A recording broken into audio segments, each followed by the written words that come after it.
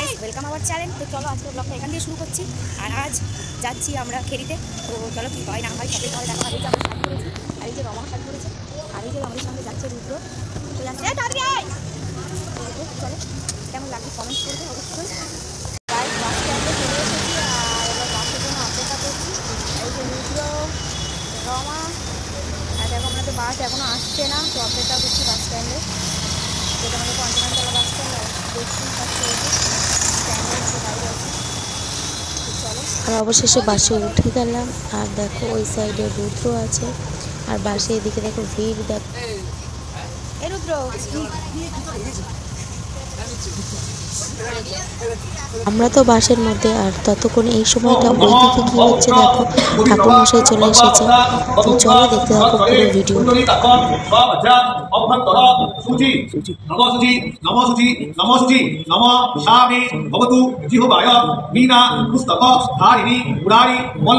দেবী সর্ব শুক্লা সরস্বতী এষ পতঞ্জন গন্ধ পুষ্পাঞ্জলি নম ওই ভাগবতা ওই নম দিদি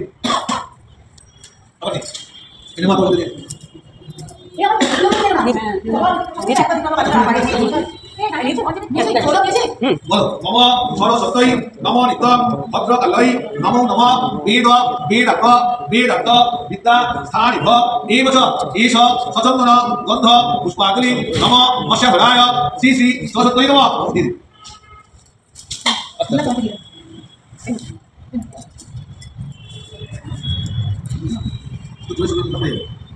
নম জয় জয় দেবী চলাচল মাঝে উচ্চযুগ শোভিত মুক্তা হাড়ে বীণা পুস্তক বন্দিত হস্তে ভগবতী ভারতী দেবী নমস্তে এষ সচন্দন গন্ধ পুষ্পাঞ্জলি নম মৎস্যধরায় লেখনী অংশুভবনায় স্বপরিবারায় শ্রী শ্রী সরস্বতী নম। নম সরস্বতী মহাভাগে গীতে কমলোচনী বিশ্বরূপে।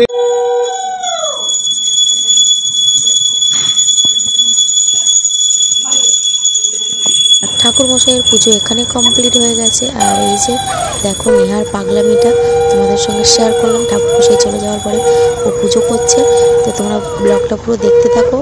তো চলো।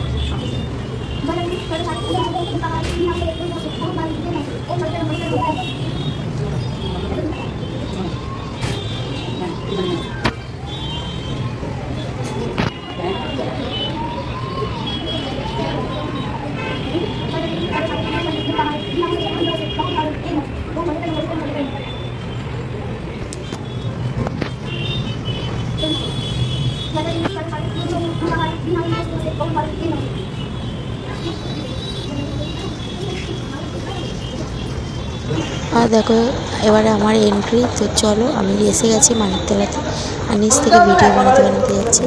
তো দেখো, দেখতে থাকো।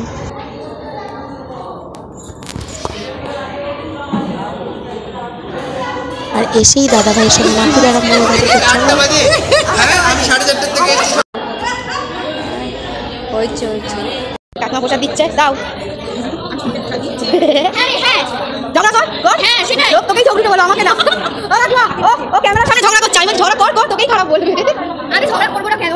রাত 11টায় বাড়ি গেছি, তুইও গেছিস, মানছি। তারপর কি হলো? আমি ভোর 5টায় অ্যালার্মের আগে উঠেছি, তুই জানিস? অ্যালার্মের আগে উঠেছি। স্যার, আমার ফেভারিট একটা দিদি, বলো কিছু বলো আমার চ্যানেলের জন্য। হ্যালো, এখানে যারা আছে তারাই তিনি আপনার সঙ্গে প্রায় অনেক বলছিল কলকাতার মাধ্যমে ইন্ডিয়া অ্যাড রিসার্চ হিসেবে, যদিও এই তিনি কাজটা শুরু হয়েছিল প্রায় 12 বছর আগে 2012 সালে ক্যালকাটা মেডিকেল কলেজে। ওখানে কনসালটেন্ট করেছিলেন আমাদের রিয়েক্ট আইসিএস আছেন প্রধান অফিসার ডক্টর মাধব চৌধুরী, তার অফিসার ডাক্তার রাজনীতি। তো এইভাবে তিনি শুরু হয়, কেন শুরু হয়, দেখাই যেমন শুরু হয়েছিল যে এই যারা দেখলাম পারফরমেন্স আগে এই পারফরমেন্স আমরা দেখলাম আগে দুই দল না, এরা মনে করতো এরা একটা কাছে এবং সেখানে তারা থাকতে হবে, সেখানে তাদের আসতে হবে, কিন্তু সেইটাই তাদের সম্পূর্ণ পরিচয় হয়। সেইটাকে মনে করিয়ে দেওয়ার জন্য সেই বিশ্বাসটা আমার একটু তৈরি করবো এবং নিজেদের গত 12 বছরে মেডিকেল চেষ্টা করেছে মেডিকেল বিভিন্ন রকমের চিকিৎসামূলক সচেতনতা তৈরি করার জন্য। ঠিক একই রকমভাবে এই মূল জড়িয়ে হচ্ছে এই ছেলেদের দু আছে তাদের সাংস্কৃতিক ডেভেলপমেন্টের দিকে, কালচার ডেভেলপমেন্ট, এবং তারই পরিচয় আমরা পাচ্ছি প্রতি বছর আনন্দ অনুষ্ঠানে, যেটা বেড়াল হচ্ছে জানেন। এবার চলার পথে এই বহু বন্ধু পেয়েছে, অনেক বন্ধু যেমন বিভিন্ন কারণে থাকতে পারে, চলে গেছে, তিনি অনেক বন্ধু জড়ো হয়েছে এর মধ্যে। আর এই সাহায্য না পেলে আজকে তিনি এখানে আসতে পারল না, এবং আজকে এই যে ছেলেগুলোর মধ্যে বিশ্বাস যে আমরা পারি নাটক করতে গান করতে ছবি আঁকতে এবং কেন পারফরমেন্স করতে পারি, যেখানে লোক অভাবে দেখে যে এরা প্রফেশনাল নাকি এরা এমনি করছে, কারণ যেগুলো একটা সাফল্যের পেছনে প্রতি চর্চা, সেই চর্চাটা কিন্তু তিনি হয়ে যাচ্ছে বছর ভর সময় পড়ে। এখানে কিন্তু রোববার একটি কালচার ওয়ার্কশপ হয়, যেখানে বিভিন্ন কালচার যেমন নাটক, কবিতা আবৃত্তি, নাচ গানগুলো চর্চা হয় এবং বিভিন্ন শিক্ষা খেলা শেখানো হয়। যেমন আজকে ভাগে আছে নাচ গান শেখান, কৃষি আছে নাচ শেখান, এখানে সঙ্গে আছে বছর পর বছর ধরে সেখানে নাটকের শিক্ষক হিসাবে একটা নাটক প্রকাশ করে যাচ্ছে আমাদের বাচ্চাদের মধ্যে গিয়ে আমার অঙ্ক ওয়ার্কশপ, আঁকা ওয়ার্কশপ, যেগুলোর পরিবার দিচ্ছে যে এদের আঁকা ছবিগুলোকে ছবিগুলোকে আমরা ক্যারেক্টার প্রকাশ করে যাচ্ছে করতে হয়েছে। আর এই যে আমরা এখানে করতে পারছি সেইটা সম্ভব হয়েছে কিন্তু এর আগে ছিলেন আমাদের সমাজ সরকারি লেখা ছিলেন এবং এখন বড় চাইছে তিনিও কিন্তু অল্প দিনের মধ্যে তিনি পরিচয়কে সেই সাহায্যে হাতে বানিয়ে দিয়েছেন। যখন কিছুদিন আগে সেই 12 জানুয়ারি আমাদের 25 জানুয়ারি প্রোগ্রামের আগে সরকারি ওয়ার্কশপটা সবাই এসেছে, আমি এসেছিলাম। তো তখন মাধ্যমে বললো যে এই বিষয়ে প্রোগ্রামটা হয়ে যাওয়ার পর সংস্কৃতিগুলো একসাথে সংস্কৃতিগুলো করবো, আমার কাছে জানতে হবে। তো আপনাদের বলা খুবই ভালো হচ্ছে, কারণ আগে এরকম অনুষ্ঠান যখন হয় সংস্কৃতি সবাই এখন আসতে পারেন, আমি ভালো তো বাচ্চা নেয় তাহলে যখন বললাম কি বলেন আমাদের আমাদের লোকাল পরিস্থিতি সোমবার পর সবাই থাকে। তো আজকে তার পরিস্থিতি হচ্ছে তারা সবাই একসঙ্গে প্রথমবার গত সেই সংস্কৃতি এবং সংস্কৃতি গাছ মাত্র সবাই জানে যে শীতালি এরকম হয়, শিল্প সংস্কৃতি সবাই নেই, তাই এই বছর পরে বাস করে যায়, তার জন্য সংস্কৃতি আসতে পারবে প্রয়োজন, সেই কারণে আমরা সংস্কৃতি আলোচনা করেছি। আমি অনুরোধ করবো অসুবিধা কারণে বড় ভাষায় আমাদের আলোচনা আসতে পারেন, বড় ভাষায় আমাদের করতে পারে।